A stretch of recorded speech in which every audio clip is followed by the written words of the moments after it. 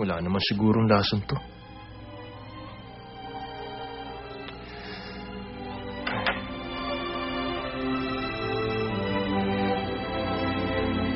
Ibig sabihin, tumira rin dito si Lola.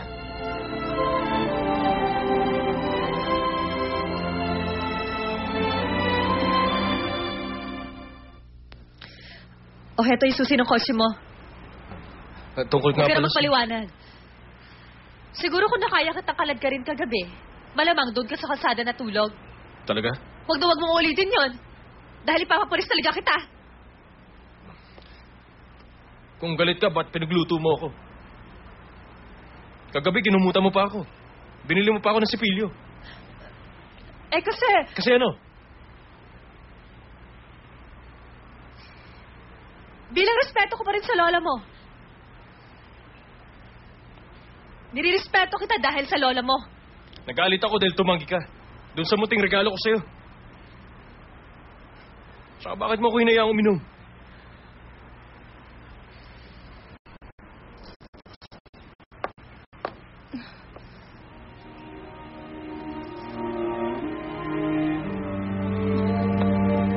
Anong ginagawa mo dito? Nag-resign ako. Ano ba talagang nangyari? At bakit? Narito pa rin siya hanggang ngayon.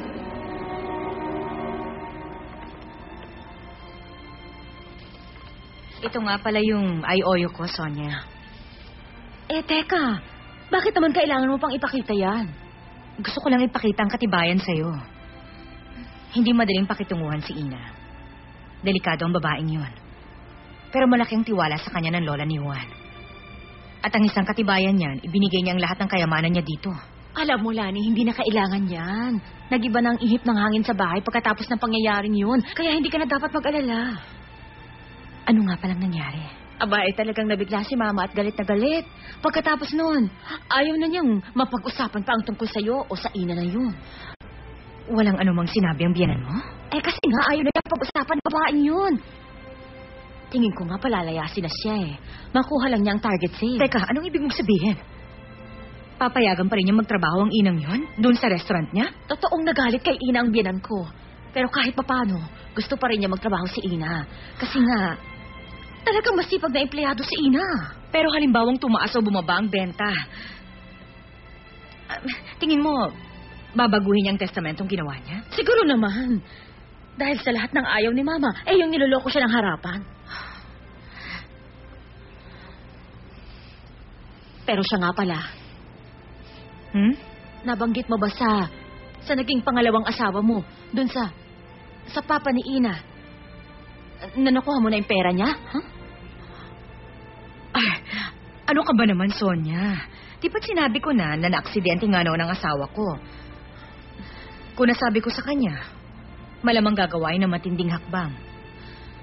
At total, ipinamana naman niya kay Ina ang perang yun. Hindi na siya nag-usisa pa. Alam mo, mabait din na tao ang iyong asawa. Alam niya kung paano itataguyod ang pamilya ninyo. Pasensya ka na hindi ko kagad nagawang ipaalam sa iyo ang tungkol sa kanya. Pero bakit naging ganun ang ugali ng anak niya? Napakasama naman. Lumaki kasi siyang sunod sa layo eh. Kaya nang maghirap, hindi kinaya. Naging isang sakim.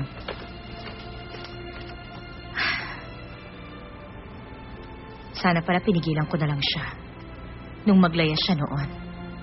Pero bakit naman nagawa niya ang bagay na yun? Isinama pa niya yung kapatid niya. Diyos ko, hindi na siya naawa. Ma-pride ang batang yon. At dahil matagal siya nag-aral abroad, hindi kami magkasundo.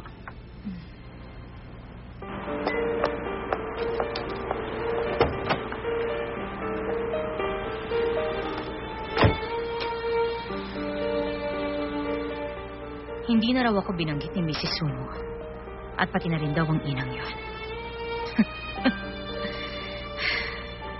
Imposible naman yata mangyari yun. May pagkatuso rin na matandang yun eh. Ano naman kayang pinaplano niyang gawin?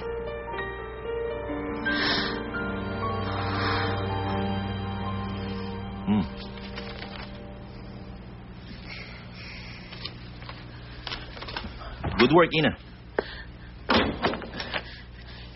Ano nga po uli yun? Nung una mo mabanggit sa akin yung idea, nagustuhan ko kagad. I-charge ko lang po sana tong phone ko. Malapit na yung bidding sa Donghae. Kaya kung ako sa'yo, kakausapin ko ng president. Okay. Maraming salamat, sir. May proposal na kayo? Para sa gagawing bidding? Bago yung idea ni Ina, kaya sabi ko, report sa president. Bakit? Ano naman yung naisip niya? Bukod sa ibaba ang presyo. Para malaman mo, itanong mo sa kanya. Paano kaya yun? Ayaw nga akong tingnan eh.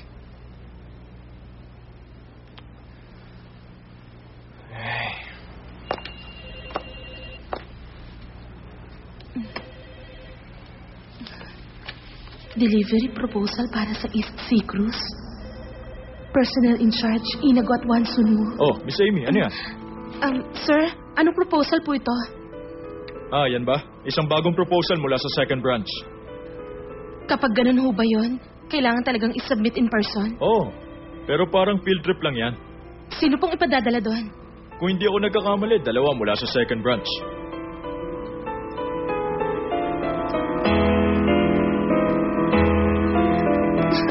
Dalawang araw at isang gabi sila doon? Presentation kasi sa first day. At second day, lalabas yung resulta. Kaya naman ganun yun. Wala ho bang sasama sa main branch? Sa second branch kasi galing yung proposal. Kaya hindi tayo kasali ron.